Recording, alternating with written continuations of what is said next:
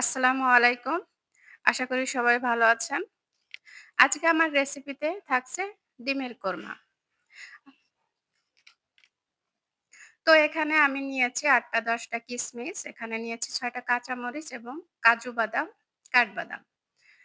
এই উপকরণগুলো ডিমের কোরমা করতে প্রয়োজন। তো এখানে আমি এগুলো খুব ভালো করে ব্লেন্ড করে নিয়েছি। এ পর্যায়ে এখানে আমি ৬ টা ডিম আগে থেকে সিদ্ধ করে রেডি করে নিয়েছি। এখানে আমি ডিমের বডিতে দেখতেই পারছেন চিড়ে দিয়েছি যাতে ডিমের ভিতরে কোরমার মাংসগুলো খুব ভালোভাবে চলে যায় এবং ডিমগুলো তেলে ভাজার সময় ফেটে না যায়। আমি এখানে লবণ দিয়ে এটা মেখে রেখেছি। এখানে নিয়েছি আমি ১ কাপ লিকুইড গরুর দুধ। এখানে নিয়েছি ২ টো পেঁয়াজ আমি ব্লেন্ড করে রেখেছি এবং এখানে বাদামের পেস্ট যেটা আমি ব্লেন্ড করে নিয়েছি। এখানে নিয়েছি আমি ১/২ চা চামচ শুকনা মরিচ, আ জিরা এবং ধনে গুঁড়া। নিয়েছি এলাচ, দারচিনি। তো এই পর্যায়ে এখানে আমি কড়াইটা গরম হলে পরিমাণ মতো তেল দিয়ে দিব। এখানে আমি ডিমের জন্য কিছু বেরেস্তা তৈরি করে নিব। পেঁয়াজটা সুন্দর করে ভেজে নিব। ব্রাউন কালার না আসা পর্যন্ত এভাবে ভেজে নিব। অবশ্যই পেঁয়াজের কালারটা ব্রাউন কালার হতে হবে। তো এরকম পর্যায়ে চলে আসলে চুলার আঁচটা কমিয়ে দিব। এখন আমি চুলাটা বন্ধ করে দিয়েছি। যেহেতু বেরেস্তার কালারটা চলে আসছে, এ পর্যায়ে জালটা থাকলে পুড়ে যাবে। তাই আমি বন্ধ করে যে আঁচে আছে সেই চুলার আঁচটায় আমি পেঁয়াজটা ভেজে নিয়েছি। এখন এটা আমি তুলে রাখবো। তো অবশিষ্ট তেলে এখানে আমি ডিমটা ভেজে নিব।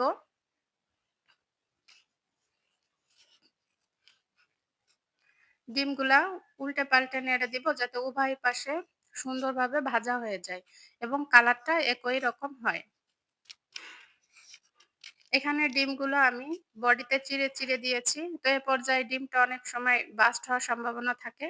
তো এভাবে চিড়ে দিলে ভালো হয় এবং যে মসলাগুলো আমি ব্যবহার করব সেই মসলাগুলো ডিমের ভিতরে খুব ভালোভাবে ঢুকে যায়।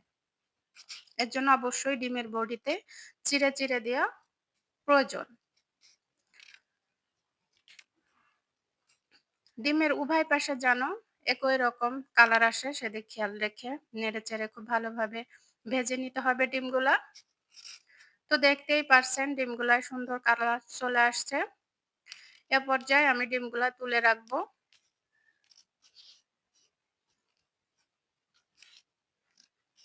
তো এখানে এই গরম তেলেই আমি দারচিনি, এলাচ এবং লবঙ্গগুলো একটু ভেজে নিব।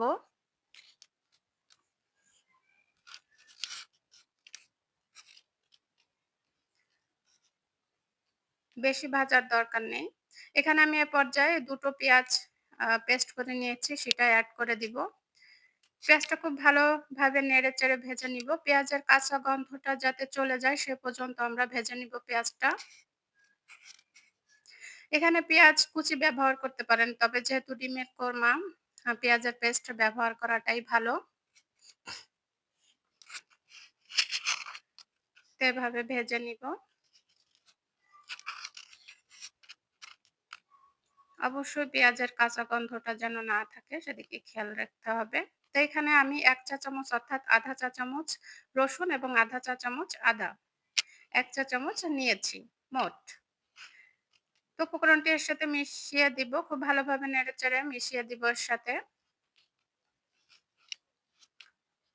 অবশ্যই প্রত্যেকটা উপকরণ দিয়ে খুব ভালোভাবে মিশিয়ে নিতে হবে। এখানে দিয়েছি বাদাম, কিশমিশ এবং কাঁচামরিচ পেস্ট যেটা আমি ব্লেন্ড করে রেখেছিলাম আগেই।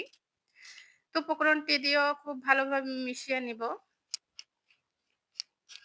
দেখতেই পারছেন প্রত্যেকটা উপকরণ খুব ভালোভাবে অ্যাডজাস্ট হয়ে যাচ্ছে। এখানে দিয়ে দিব গুঁড়া মরিচ, আ জিরার গুঁড়া এবং ধনিয়ার গুঁড়া। প্রত্যেকটা ১/২ চা চামচ করে আমি নিয়েছি। বেশি মসলা ব্যবহার করার প্রয়োজন নেই ডিমের কোরমাতে। বেশি মসলা হলে ভালো লাগে না। প্রয়োজন মতো মসলা নিয়ে নেবেন। এখানে আমি ৬ টা ডিম নিয়েছি তো সে অনুযায়ী মসলাগুলোও নিয়েছি। আপনারা আপনাদের ডিমের পরিমাণ যদি বেশি হয়ে থাকে অবশ্যই বাড়িয়ে নিবেন। কম থাকলে কমিয়ে নেবেন। এখানে আমি খুব ভালোভাবে উপকরণগুলো মিশিয়ে নিয়েছি। তো এখানে দিয়ে দিব স্বাদ মতো লবণ। তো মসলাগুলো আমি খুব ভালোভাবে কষিয়ে নিব। তো এরকম পানি উঠে আসলে এখানে আমি একটু পানি এড করে দিব মসলাটা কষানোর জন্য।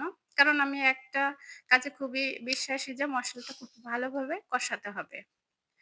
কারণ মসলাটা কষানোর পরেই যেকোনো তরকারি ভুনা, কোরমা বলেন স্বাদটা দ্বিগুণ বেড়ে যায়।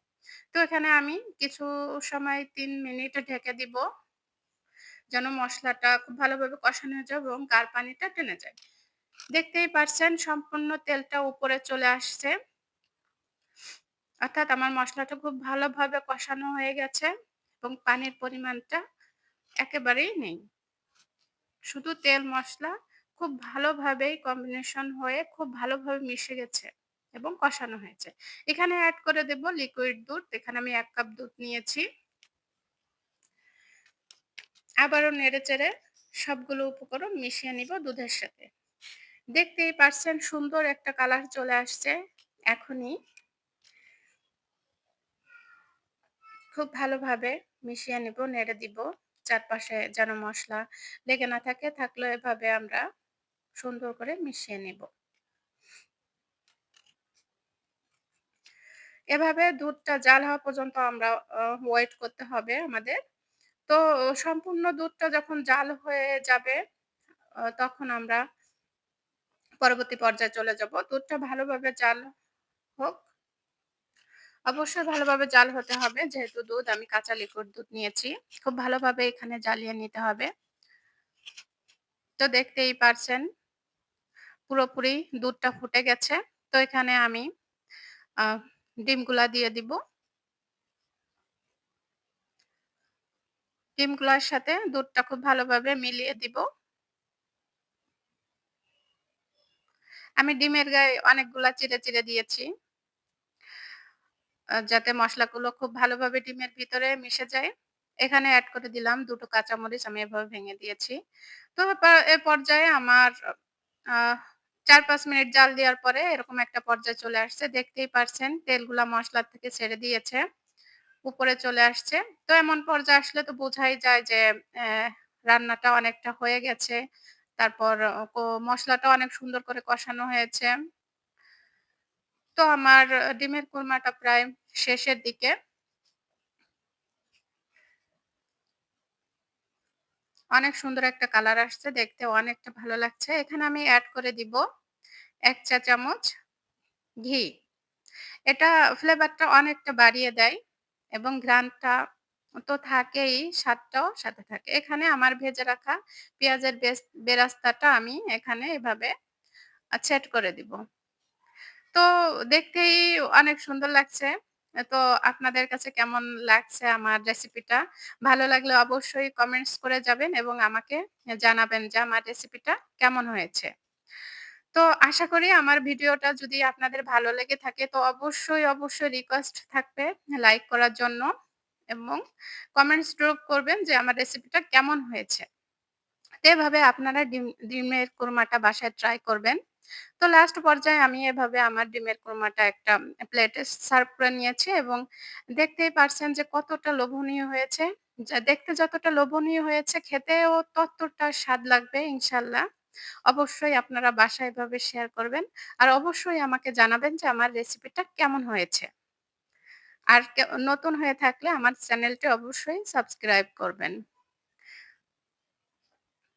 আর